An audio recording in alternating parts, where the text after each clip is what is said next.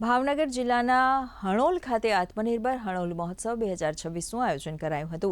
આ મહોત્સવમાં રાજ્યપાલ આચાર્ય દેવવ્રત અને કેન્દ્રીય મંત્રી મનસુખ માંડવિયા ખાસ ઉપસ્થિત રહ્યા હતા। આ અવસરે રાજ્યપાલે ખેડૂતોને પ્રાકૃતિક ખેતી અંગે માર્ગદર્શન આપી પ્રાકૃતિક ખેતી કરવા પ્રેરિત કર્યા હતા અને પ્રાકૃતિક ખેતી કરતા ખેડૂતોને મોમેન્ટો આપીને સન્માનિત કર્યા હતા। मुझे खुशी हुई कि हनोल गांव के सभी खेडूत भाइयों और बहनों ने निर्णय लिया कि हम गांव को जहर मुक्त खेती की ओर ले जाएंगे और प्राकृतिक खेती का मिशन इस गांव में अन्य सुधार कार्यों के साथ ये भी चलेगा। तो इसके लिए मैं आदरणीय मांडविया साहब को और उनके ग्रामवासियों को बहुत साधुवाद, बधाई और अभिनंदन करता हूँ।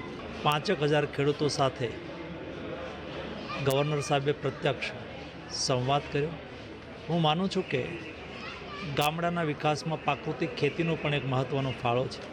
વર્તમાન સમયની અંદર કેમિકલ્સ, ફર્ટિલાઇઝર, પેસ્ટિસાઇડના હિસાબે સોઇલ અને ભૂગર્ભ જળ દૂષિત થઈ રહ્યા છે। એને ફરીને રિક્લેમ કરવા માટે થઈને ફરીને જીવંત બનાવવા માટે પ્રાકૃતિક ખેતી એ ઉત્તમ માધ્યમ છે।